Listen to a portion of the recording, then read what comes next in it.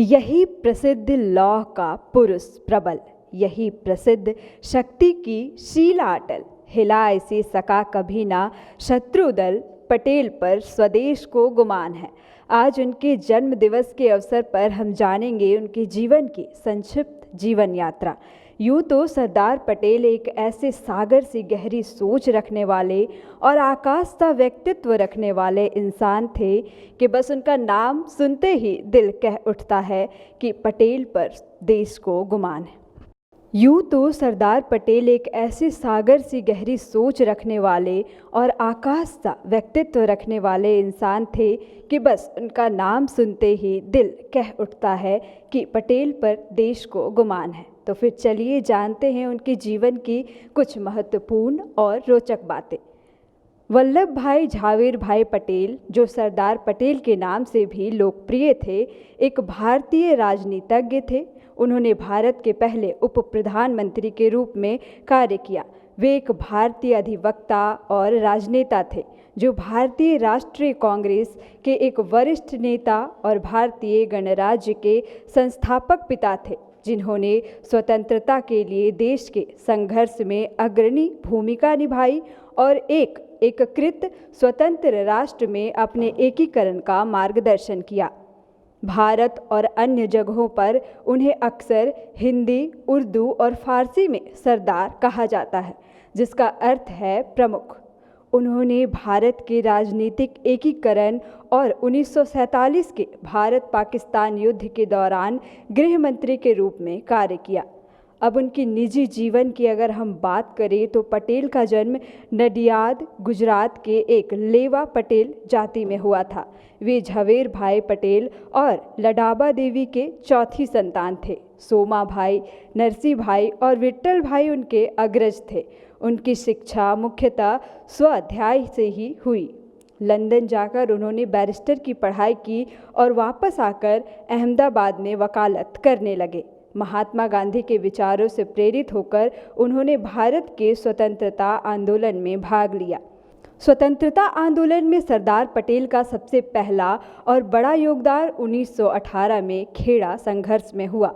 गुजरात का खेड़ा खंड उन दिनों भयंकर सूखे की चपेट में था। किसानों ने अंग्रेज सरकार से भारी कर में छूट की मांग की। जब यह स्वीकार नहीं किया गया तो सरदार पटेल, गांधी जी व अन्य लोगों ने किसान का नेतृत्व किया और उन्हें कर ना देने के लिए प्रेरित किया।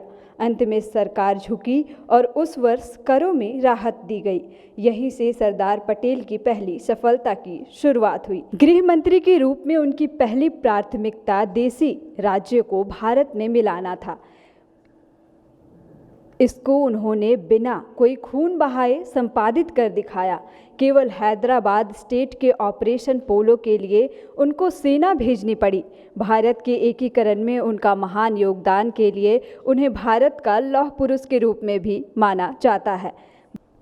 स्वतंत्र भारत के प्रथम प्रधानमंत्री पंडित जवाहरलाल नेहरू, प्रथम उप प्रधानमंत्री सरदार पटेल में आकाश पाताल का अंतर था। यद्यपि दोनों ने इंग्लैंड जाकर बैरिस्ट्री की पढ़ाई की, डिग्री प्राप्त की, परंतु सरदार पटेल वकालत में पंडित नेहरू से बहुत आगे थे तथा उन्होंने संपूर्ण ब्रिटिश साम्राज्य के विद्यार्थियों में सर्वप्रथम स्थान प्राप्त किया।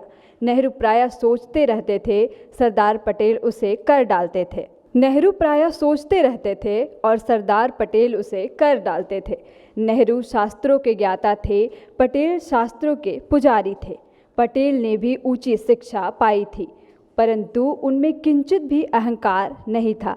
वे स्वयं कहा करते थे, मैंने कला या विज्ञान के विशाल गगन में ऊंची उड़ानें नहीं भरी।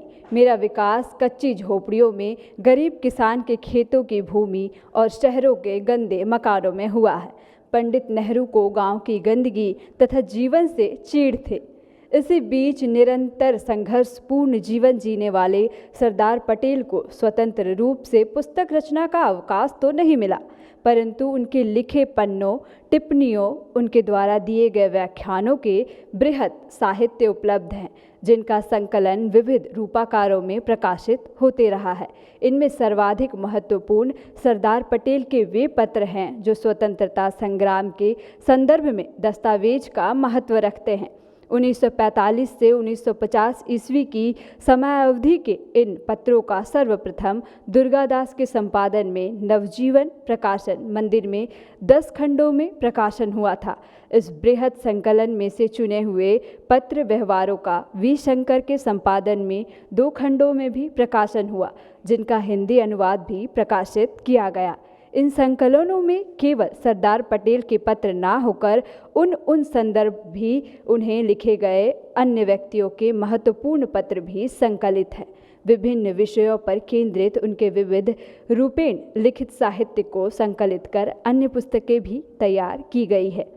तो यहाँ हमने जाना लौह पुरुष से जुड़ी हुई महत्वपूर्ण और रोचक बातें।